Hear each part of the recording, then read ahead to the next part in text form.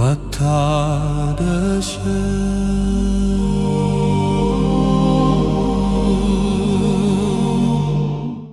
ምዕራፍ 1 ወደ ስኬት የሚያደርሰው መንገድ። ፋንዳሜንታል አናሊሲስ፣ ቴክኒካል አናሊሲስ ወይስ ሜንታል አናሊሲስ? እንደ መነሻ ፋንዳሜንታል አናሊሲስን እንይ። የትሬዲንግ ውሳኔዎችን ለማሳለፍ ፋንዳሜንታል አናሊሲስ እንደ ብቸኛ ጉዳይ ተደርጎ ይወሰድ የነበረበት ወቅት የሚያስታውሳለን? እኔ በ1978 ትሬዲንግን ስጀምር ቴክኒካል አናሊሲስን የሚጠቀሙ ትሬደሮች ቁጥር በጣም ውስን ነበር። እነሱም በብዙሃኑ ዘንድ እንደ ቀውስ ይታዩ ነበር። አሁን ፈጽሞ ለማመን የሚከብድ ቢሆንም በቅርብ ጊዜያት ዎል ስትሪት ውስጥ ያሉ ታላላቅ ፈንዶችና የፋይናንስ ተቋማት ቴክኒካል አናሊሲስን እንዳላስፈላጊ ጥንቆላ የሚያዩበት ወቅት በጣም ቅርብ ነበር። አሁን ያው በእርግጥ ተቃራኒው ነው። አሁን ሁሉም ልምድ ያላቸው ትሬደሮች አይነቱ ይለያይ እንጂ ለስትራቴጂያቸው የሚጠቅማቸውን ቴክኒካል አናሊሲስ ይጠቀማሉ። ከጥቂት የአካዳሚ ሰዎች ውጭ በብዙሃኑ ዘንድ ፋንዳሜንታል አናሊሲስ ብን ብሎ ጠፍቷል። ይህንን ለውጥ በአጭር ጊዜ ምን አመጣው? የዚህ መልስ ለብዙ ሰው አዲስ ነገር እንደማይሆን ገምታለሁ። እሱም እንደገመትነው ገንዘብ ነው። ፋንዳሜንታል አናሊሲስን ተጠቅሞ ገንዘብ ለመስራት መሞከር ተከታታይነት ያለው ትርፍ የሚያስገኝ መንገድ ሆኖ አልተገኘም። ፋንዳሜንታል አናሊሲስ ጋር እስቲ ቅርበት ለሌላቸው ሰዎች ፋንዳሜንታል አናሊሲስ ምን እንደሆነ ላብራራ። በፋንዳሜንታል አናሊሲስ መሰረት ገበያ ላይ ያሉትን ሁሉ ተጽዕኖ የሚፈጥሩ ነገሮችን ተለዋዋጭ ግምት ውስጥ በማስገባት የገበያው ዋጋ ከተወሰነ ጊዜ በኋላ እዚህ ጋር መድረስ አለበት በሚል የሚወሰድ ግምት ነው። የዚህ ሞዴል ዋነኛ ችግር የሌሎችን ሰዎች ተጽዕኖ ግምት ውስጥ አለማስገባቱ ነው። እውነታው ግን ስለ ወደፊት ሀሳብና ምኞታቸውን የሚገልጹ ሰዎች ናቸው ዋጋውን የሚያንቀሳቅሱት እንጂ ሞዴሎች አይደሉም። ትሬዲንግ ውስጥ የሚሳተፉ በርካቶቹ ሰዎች ስለ ሞዴሉ ካላወቁና ሞዴሉ የሚያስቀምጠው መንገድ የሚንቀሳቀሱ ካልሆነ ሞዴሉ ሊሰራ አይችልም። መሬት ላይ ያለውን እውነታ ስናየው አብዛኞቹ ትሬደሮች በተለይ ፊውቸር ገበያዎች ላይ የሚሳተፉት ገበያውን ወደ ላይም ሆነ ወደ ታች የመውሰድ አቅም ያላቸው ሆነው ሳለ ስለ መሰረታዊ ፍላጎትና አቅርቦት ጉዳይ ብዙም መረዳቱ የላቸውም። ገበያውን ከፍና ዝቅ ላደርገው የሚችለው ገበያው ላይ የሚሳተፉት ሰዎች ስሜት ከመሰረታዊ ሞዴል ውጭ ናቸው ማለት ይቻላል። በሌላ አገላለጽ ገበያውን የሚያንቀሳቅሱት ትሬደሮች ስሜታቸው ስርዓት ባለው መልኩ የሚመራ አይደለም። ስንጠቀልለው አንድ ፋንዳሜንታል አናሊሲስ የሚሰራ ሰው ወደፊት ዋጋው ስለሚደርስበት ቦታ ግምቱን ትክክል ሊሆን ይችላል። ነገር ግን በመሃሉ ስለሚከሰቱት የገበያ መዋዠቆችና ገበያው ውስጥ መቆየትን አስጨናቂና ወደማይቻል ደረጃ የሚያደርሱ ሂደቶችን አብሮ መገመት የሚቻል አይደለም። ወደ ቴክኒካል አናሊሲስ የተደረገው ለውጥ የተደራጁ ገበያዎች ከተፈጠሩበት ዘመን ጀምሮ ቴክኒካል አናሊሲስ አብሮ ነበረ ለማለት እንችላለን። ነገር ግን የትሬዲንግ ማህበረሰብ እስከ 1970ዎቹ መጨረሻና 80ዎቹ መጀመሪያ ድረስ ቴክኒካል አናሊሲስን እንደ ገንዘብ መስሪያ አማራጭ አልተቀበለውም ነበር። በአንድ የገበያ ቀን፣ ሳምንት ወይም ወር ውስጥ ውሱን የሆኑ ሰዎች ገበያ ላይ ይሳተፋሉ። አብዛኞቹ ትሬደሮች ተመሳሳይ በሆነ መንገድ ነው ገንዘብ ለመስራት የሚሞክሩት። በሌላ አባባል ግለሰቦች የባህሪን ፓተርን ይፈጥራሉ። የግለሰቦች ፓተርን ተሰብስቦ የቡድንን ፓተርን ይፈጥራል። የግለሰቦችና የቡድኖች እርስ በርሳቸው በሚኖራቸው መስተጋብር የሚታይና የሚነበብ እንዲሁም በቁጥሮች መገለጽ የሚችል ወጥ ፓተርን ይፈጥራሉ። ይህንኑ አካሄድም በአዙሪት መልኩ ይደጋግሙታል። ቴክኒካል አናሊሲስ ማለት እነዚህን ፓተርኖች በመጠቀም በቀጣይ ከአንደኛው ውጤት ይልቅ የሌላኛው መከሰት ያመዘነ እንደሚሆን መረዳት ነው።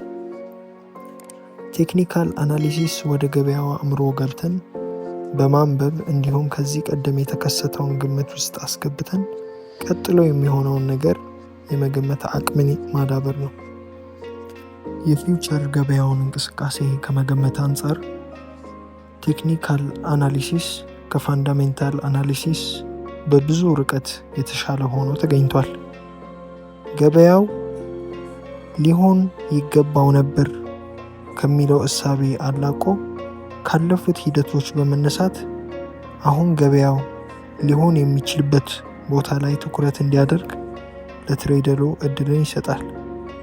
በሌላ በኩል ፋንዳሜንታል አናሊሲስ ሊሆን ይገባዋል በሚባለውና በሚሆነው መካከል እውነታ ክፍተት ይፈጥራል።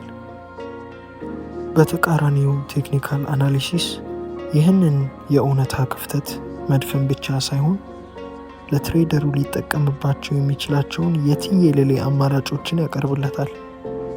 ቴክኒካል አናሊሲስ ድግግሞሽ ያላቸውን ትሬዶች በመለየት በሰዓት፣ በቀን፣ በወር፣ በዓመት እየከፋፈለ እጅግ በርካታ የትሬዲንግ አማራጮችን ለትሬደሩ የማቅረብ አቅም አለው። በሌላ አባባል ቴክኒካል አናሊሲስ ገበያውን ወደማያልቁ የገንዘብ መስሪያ ጅረቶች ለመቀየር ያስችላል። ወደ ሜንታል አናሊሲስ የተደረገው ለውጥ። ታዲያ ቴክኒካል አናሊሲስ በዚህ ልክ የሚሰራ ከሆነ በርካታ ሰዎች ገበያው ላይ ቴክኒካል አናሊሲስ መስራት እየተው ወደ ራሳቸው የትሬድ ሳይኮሎጂ አናሊሲስ ማተኮር ለምን አስፈለጋቸው? ይህንን ለመመለስ ምናልባት ማድረግ የሚጠበቅብህ ይህንን መጽሐፍ ለምን እየሰማኸው እንደሆነ ራስህን መጠየቅ ነው። ምናልባት የብዙ ሰዎች ምላሽ ገበያው ይጠራል ብለህ የጠበቅከውን ማለቂያ የሌለውን እድልና እየሆነ ያለው ነገር ስላልተመጣጠነልህ ነው። ችግር ብለን መጥራት ካለብን የቴክኒካል አናሊሲስ ችግሩ እሱ ነው። ገበያውን ማንበብ ስትጀምር ገበያው ውስጥ ማለቂያ የሌለው ገንዘብ መስሪያ አማራጭ መኖሩን ትረዳለህ። ነገር ግን በምታውቀውና ወደ ተግባር ገብተህ ወደ ገንዘብ በመቀየር መካከል ሰፊ ክፍተት አለ። ብዙ ጊዜ ቻርቱን ተመልክተህ አሁን ወደ ላይ ወይም ወደ ታች ነው የሚሄደው ብለህ እየተከታተልከው ልክ እንደ ግምትህ ሲሆንና ትሬድ አድርጌ ቢሆን ኖሮ ከሚለው ቁጭትህ ጋር ስትቀር ራስን ታገኘዋለህ። አንድ ገበያ የምትሄድበትን አቅጣጫ ገምቶ ትሬድ ባደርግ ኖሮ ይህንን ያህል ገንዘብ አገኝ ነበር ብሎ በማሰብና ገበያው ውስጥ ገብቶ አትራፊ ሆኖ በመውጣት መካከል ሰፊ ልዩነት አለ። ይህንን ክፍተት የሳይኮሎጂ ክፍተት ብዬ እጠራዋለሁ። ትልቁ ጥያቄ ትሬዲንግን ማስተር ማድረግ ይቻላል ወይ የሚለው ነው። በእርግጥ ትሬዶችን ቁጭ ብሎ በማስላት ትርፋማነትን የመጎምጀት ያህል ቀለል አድርጎ ማካሄድና በእውኑ ዓለም ትርፋማ መሆን ይቻላል ወይ?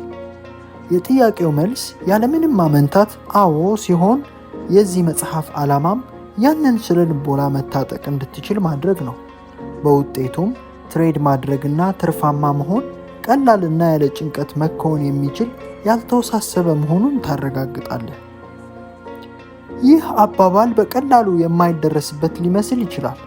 ለእያንዳንዳችሁም የማይቻል አድርጋችሁ ልትወስዱ ትችላላችሁ። ነገር ግን አይደለም።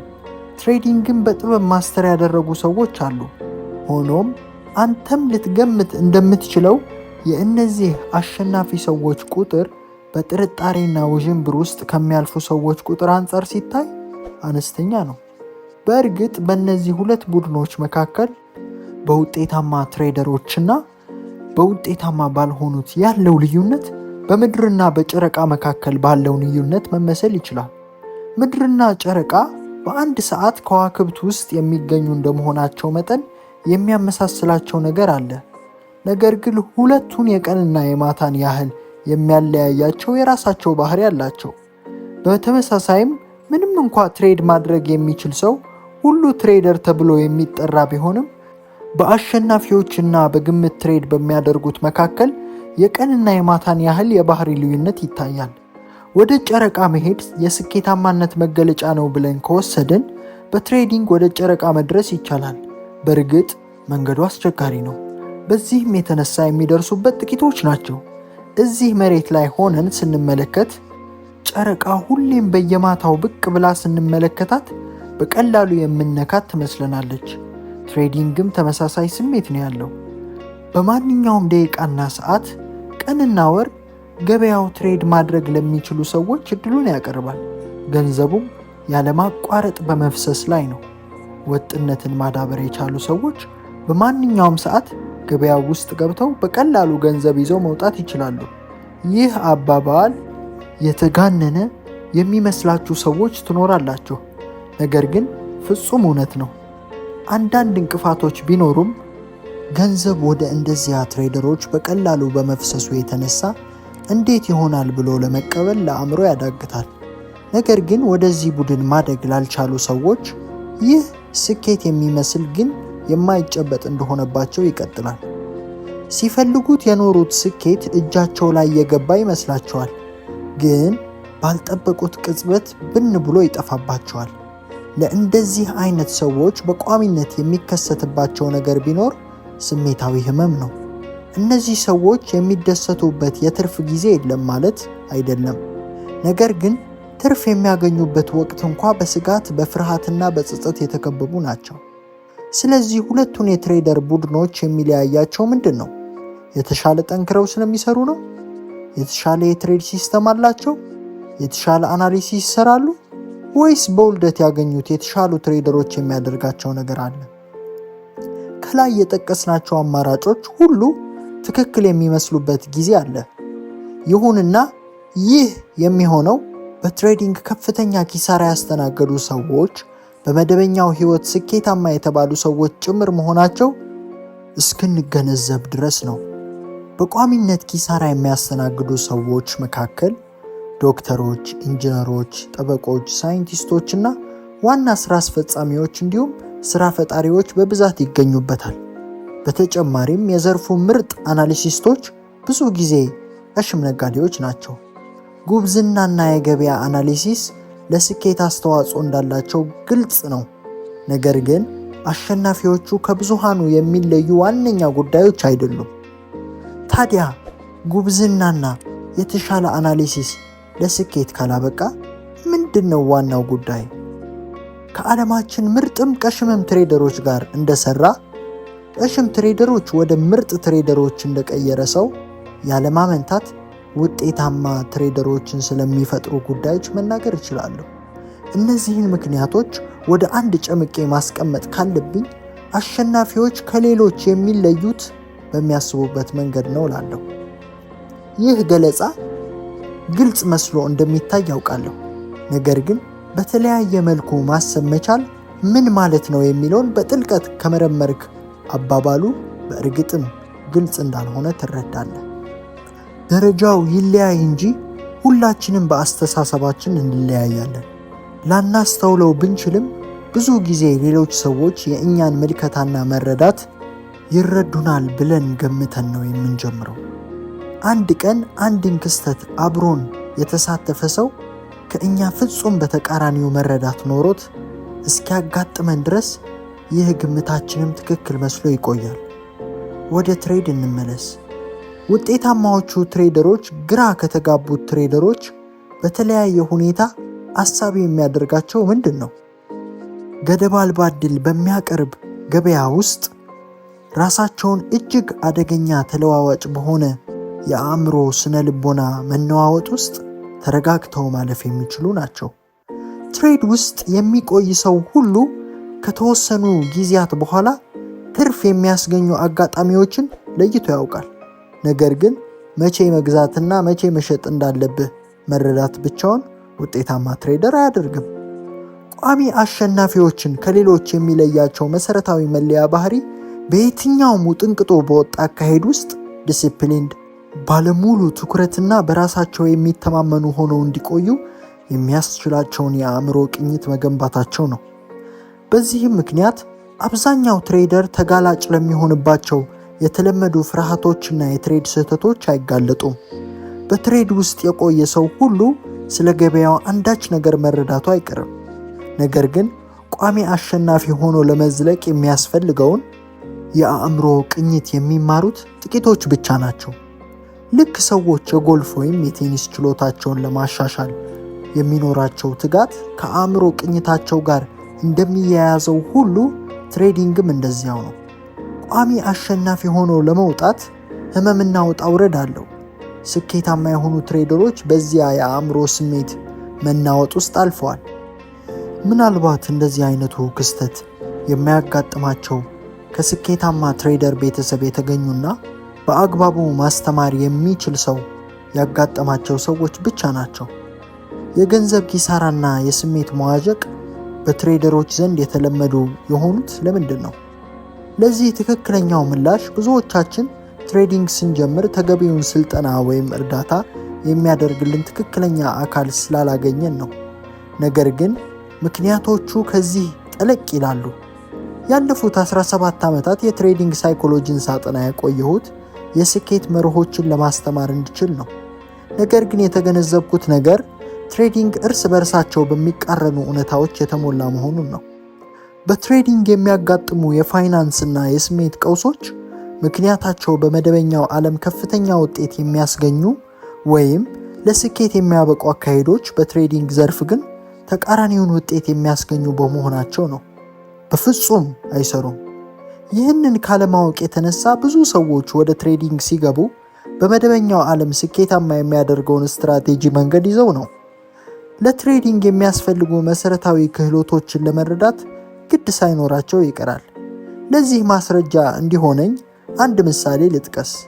ትሬዲንግ በተፈጥሮ ለአደጋ የተጋለጠ ነው። እኔ እስከማውቀው ድረስ የትኛውም ትሬድ 100% የአሸናፊነት ዕድል አይሰጥም። ስለሆነም ነገሮችን ባልተጠበቀው መልኩ ከሄዱ ገንዘብ የማጣት ዕድላችን ሁሌም አለ። ስለዚህ ሁሌም ወደ ትሬድ በገባህ ቁጥር ራስህን አደጋ እንደሚጋፈጥ ሰው ታያለህ። የዚህ መልሱ አዎ ነው። ለአደጋ የተጋለጠ ገበያ ውስጥ ገንዘቤን የማስገባ ከሆነ ገንዘቤን ላጣው እንደምችል አምኜበት መሆን አለበት።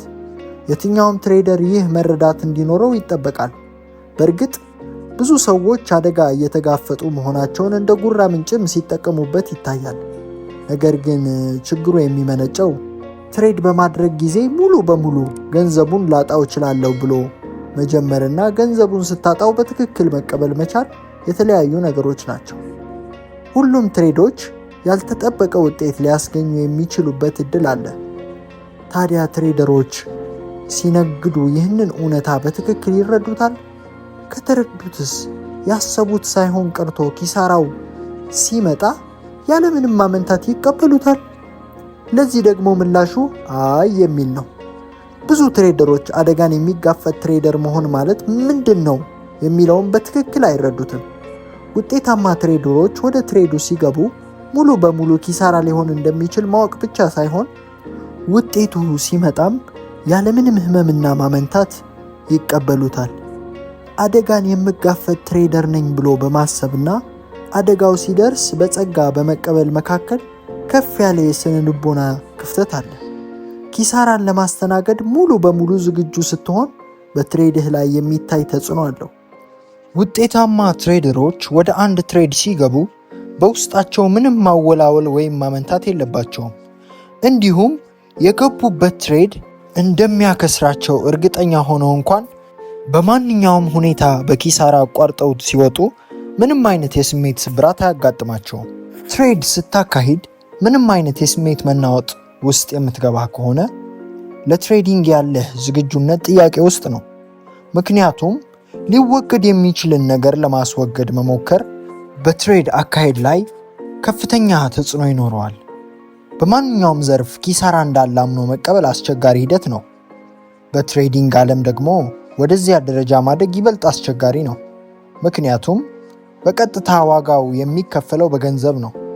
እንደ ተሳሳትን መቀበል በአንድ በኩል፣ ገንዘባችንን ማጣታችን በጸጋ መቀበል እንዲሁ በአንድ በኩል ሲመጡብን ህመሙ ከፍተኛ ነው። ነገር ግን እንደ ትሬደር ወደ ማንኛውም ትሬድ ስንገባ ሁለቱም አደጋዎች አፍጥጠው ይጠብቁናል። አሁን ለራስህ የሚከተለውን አባባል እየነገርከው ሊሆን ይችላል። ይህን ነገር ከፍተኛ ህመም የሚያመጣብኝ ከሆነ ከመነሻውም ስህተቱን ላለመፈጸም መሞከር ተፈጥሯዊ ነው። ስለሆነም ያ እንዳይከሰት የምችለውን ያህል መሞከር ጤናማና አስፈላጊ ነው ብለህ እየነገርከው ይሆናል። በሐሳብህ እስማማለሁ። ነገር ግን ትሬዲንግ በከፍተኛ ደረጃ አስቸጋሪ ያደረገውም ይህ በቀላሉ ልንቆጣጠረው የምንችለው መስሎ የሚታየን ነገር ነው። ትሬዲንግ አዎ የተሞላ ነው። በማያቋርጥ እርግጠኝነት ውስጥ ሆነን ትኩረታችንን መሰብሰብ፣ ዲሲፕሊንና በራስ መተማመን ማምጣት የምንችለው እንዴት ነው? ልክ እንደ ትሬደር ማሰብ ስትማር ግን በትክክል የምታደርገው ይህንኑ አደናጋሪ እውነት ነው። ራስን ስኬታማ ትሬደር ለማድረግ በሚኖርህ ጉዞ ኪሳራን ያለ ምንም ማመንታት መቀበል የሚያስችልህን የአእምሮ ቅኝት ማዳበር ተቀዳሚ ስራህ ነው። ኪሳራን መቀበል መቻል ከክህሎቶች ሁሉ የበለጠውና አስፈላጊው የትሬዲንግ ክህሎት ነው። በአንጻሩ በማደግ ላይ ያሉ ትሬደሮች ሊማሩት የማይሹት ወይም ትኩረት የማይሰጡት ክህሎት አይነትም ነው። ኪሳራን የመቀበልን ክህሎት ስትማር ገበያው አንተን ለህመም የሚዳርግ መረጃ ማመንጨት አይችልም። ገበያው የሚያመነጨው መረጃ አንተን ወደ ህመም የሚያመራ ካልሆነ ደግሞ ልታስወግደው የሚገባህ ምንም ነገር አይኖርም። መረጃዎቹ ምን እንደሚከሰት የሚነግሩህ ዜናዎች ብቻ ይሆናሉ። ይህም መረጃው ላይ የአንተ ፍርሃት ወይም ይህ ሊከሰት ይችላል የሚለው ስጋት ያላረፈበት ንጹህ እይታ ይቀየራል። ይህንን መጽሐፍ በመስማት ላይ ካሉ ትሬደሮች መካከል መግባት ከሚገባው ቀድሞ ያልገባ ወይም ደግሞ ገበያው ሲግናል ከሰጠ ከረፈደ በኋላ ወደ ትሬድ ያልገባ አይገኝም። የትኛው ትሬደር ነው ትንሹን ኪሳራውን ለመቀበል ባለመፈለጉ ትልቁን ኪሳራ ለማስተናገድ ያልተገደደው? ወይም ደግሞ ጥቂት ትርፍ ይዞ ቶሎ በመውጣቱ ትልቁን ትርፍ ያጣው? ወይም ደግሞ ትርፍ በማስገኘት ላይ ያለ ትሬድ ውስጥ ቆይቶ ራሱን ኪሳራ ውስጥ ያላገኘው? ገበያው እሱ ወደ ገመተው ሂዶ ነገር ግን ስቶፕ ሎሱን ወደ ኢንትሪ ፖይንቱ በጣም በማስጠጋቱ በተደጋጋሚ ከገበያው ውጪ ያልተደረገው ማን ነው? እነዚህ ተደጋግመው የሚከሰቱ የትሬድ ክስተቶች ጥቂቶቹ ናቸው። እነዚህ ገበያው የፈጠራቸው ስህተቶች አይደሉም። ማለትም እነዚህ ስህተቶች ከገበያው የመነጩ አይደሉም። ገበያው ገለልተኛ ነው። ገበያው ስለ ራሱ የሚያመነጨው መረጃና እንቅስቃሴው ለሁላችንም እርምጃ መውሰድ እንድንችል እድል ይሰጠናል። ነገር ግን ገበያው ከዚህ አልፈው እንድናያቸው መረጃዎችን እንዴት እንደምናስተናግድና ምን እርምጃ እንደምንወስድ አይወስኑልንም። ከላይ የገለጽናቸው ስህተቶች እኔ የተዛቡ የትሬዲንግ እይታዎችና ቅኝቶች ብዬ ልጠራ የምወደው ነው። የተሳሳቱ እይታዎች በመተማመን ፋንታ ፍርሃትን ያነግሳሉ። በቋሚ አሸናፊዎች በሌሎች መካከል ያለውን ልዩነት ከዚህ በተሻለ መልኩ ልንገልጸው የምንችል አይመስለኝም። ውጤታማዎቹ ትሬደሮች ፍርሃት የለባቸውም። የማይፈሩት ገበያው የሚነግራቸውን ተከትለው በፈለጉት ሰዓት ወደ ገበያው መግባትና ከገበያው መውጣት የሚችሉበትን የማይናወጥ አመለካከት ስለገነቡ ነው። በተመሳሳይ ሰዓትም ውጤታማ ትሬደሮች ግዴለሽ እንዳይሆኑ የሚያስችል ስብዕና ገንብተዋል። ከዚህ ውጭ ያሉ ሰዎች በሙሉ ደረጃው ይለይ እንጂ ፍርሃት አለባቸው። ፍርሃት በሌለባቸው ጊዜ ደግሞ ግዴለሽነት ወይም አጉል ድፍረት ያስተናግዳሉ። ያ አጉል ደፋር መሆን ደግሞ ለስህተት ይዳርጋቸውና ከዚች ቅጽበት ጀምረው ድጋሚ ወደ ፍርሃት ቀጠናው ያመራሉ። በትሬዲንግ ልታሸንፍ የነበረውን ገንዘብ አይንህ እያየ ብን ብሎ እንዲጠፋ ምክንያት የሚሆነው የትሬዲንግ ስህተት 95%ቱ የሚመነጨው አራቱ የትሬዲንግ ፍርሃቶች ብዬ ከምጠራቸው ላለመሳሳት፣ ገንዘብን ላለማጣት፣ ትርፍ እንዳያመልጥህ እንዲሁም ገንዘብ ባለበት ላለመተው በምታደርገው ጥድፊያ ውስጥ ነው። አሁን ምናልባት ግራ እያጋባኸኝ ነው። ትሬደሮች ለገበያ ጤናማ ፍርሃት ሊኖራቸው አይገባም እንዴ? የሚል ጥያቄ በውስጥ እየተመላለሰ ይሆናል። በእርግጥም ይህ ጥያቄ ምክንያታዊ ነው። ነገር ግን ወደ ትሬዲንግ ስንመጣ ፍርሃቶችን ለአንተ ሳይሆን በአንተ ተቃራኒ ነው የሚሰሩት። በመጨረሻም የምትፈራው ነገር እስኪደርስብህ ድረስ አያቋርጥም። መሳሳትን አጥብቀህ የምትፈራ ከሆነ ፍርሃትህ ከገበያው የምታገኘውን መረጃ ወስዶ ለመሳሳት እንዲመችህ አድርጎ ነው የሚያቀብልህ። በመጨረሻም ትሳሳታለህ። በፍርሃት ውስጥ ስትሆን ሌሎች አማራጮች አይኖሩህም። ሌሎች አማራጮች መኖራቸውን ብታስተውል እንኳ ፍርሃት ጠፍንጎ ስለሚይዝህ እርምጃ ለመውሰድ አትችልም።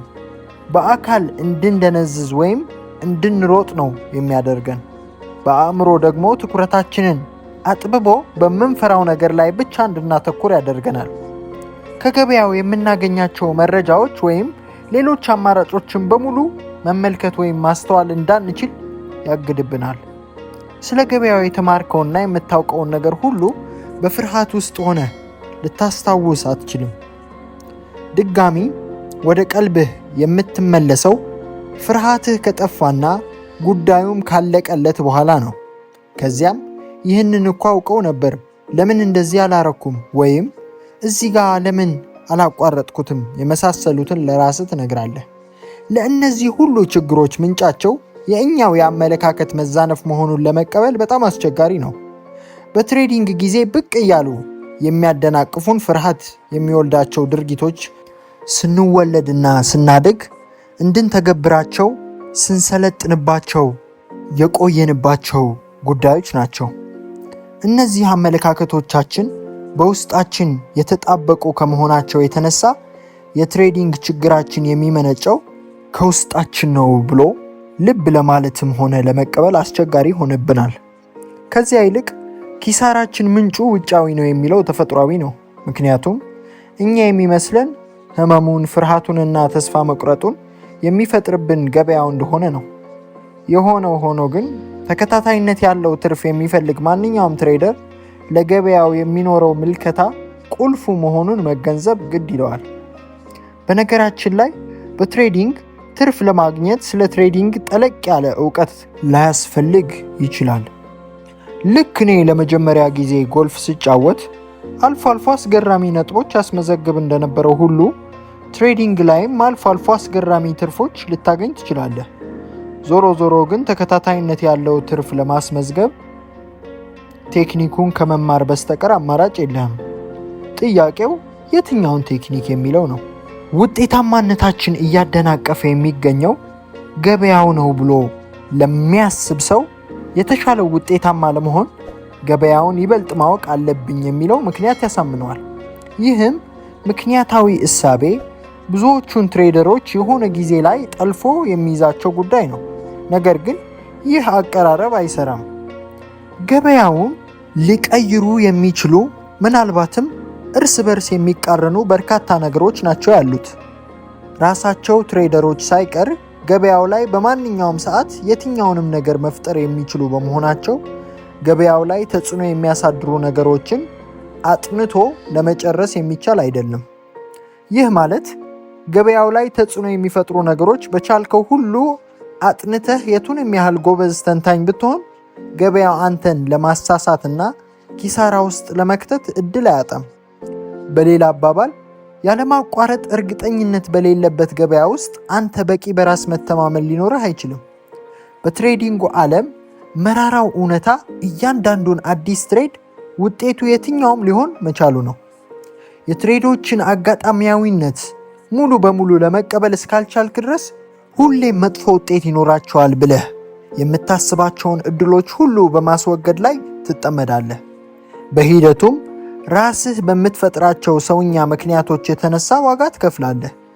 እያልኩ ያለሁት ገበያውን የማንበብም ሆነ መልካም አጋጣሚዎችን ለመለየት የሚያስችልህን ምንም አይነት አናሊሲስ ወይም ክህሎት አያስፈልግህም እያልኩ አይደለም። በሚገባ ያስፈልገዋል። ነገር ግን የገበያ ጥናት ተከታታይነት ላለው ትርፋማነት እንደማያበቃን ማወቅ አለብን። አናሊሲስ በራስ መተማመንን፣ በዲሲፕሊን ማጣት እንዲሁም ባልተገባ ትኩረት የሚከሰቱ ኪሳራዎችን አያስቀርልንም። ተከታታይነት ላለው ትርፋማነት የሚያበቃኝ ትልቅ የገበያ ጥናት ነው ብለህ ስታምን ገበያው ላይ ተጽዕኖ ይፈጥራሉ ብለህ የምታስባቸውን ነገሮች ላይ ሁሉ ትኩረት ለማድረግ ትሞክራለህ። ያንን ሁሉ አድርገህ ግን አሁንም በገበያው ትከዳለህ። ምክንያቱም የቱንም ያህል ብትጥር በቂ ትኩረት ያልሰጠኸው አንድ ክፍል አይጠፋም። ገበያውን ላምነው አልችልም ወደሚል እይታ ይገፋሃል።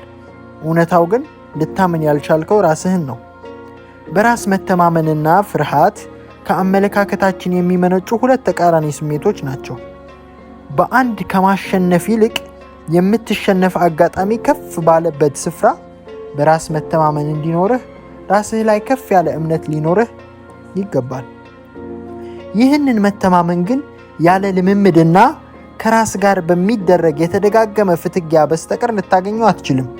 ይህንን ራስ የማመን ደረጃ ገበያውን በማጥናት ብቻ ልታመጣው የምትችለው አይደለም።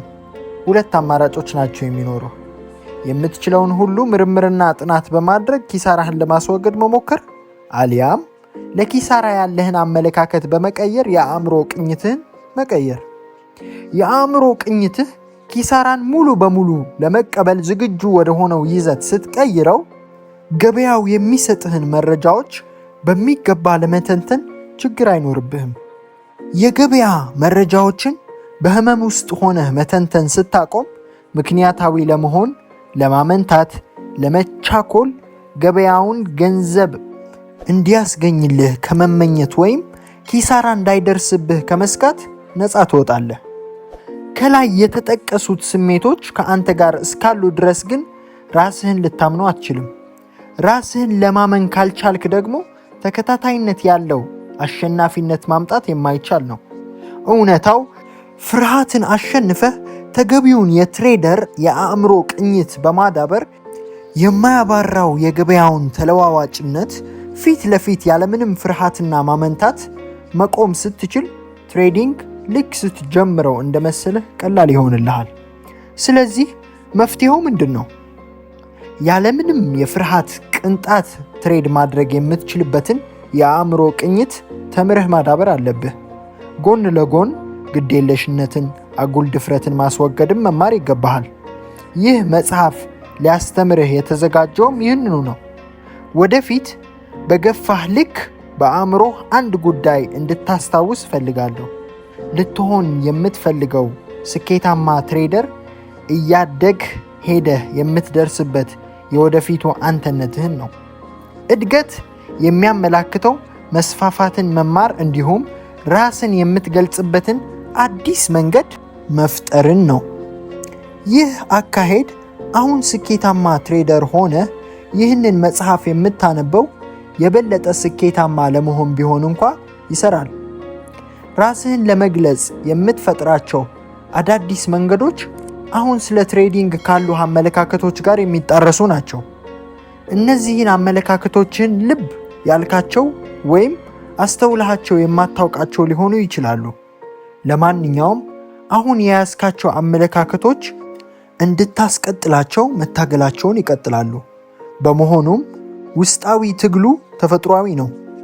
በዚህ መጽሐፍ ውስጥ የእኔ ሚና በውስጥህ የሚፈጠረውን የሐሳብ ፍትጊያ በውጤታማነት መፍታት እንድትችል ማገዝ ነው።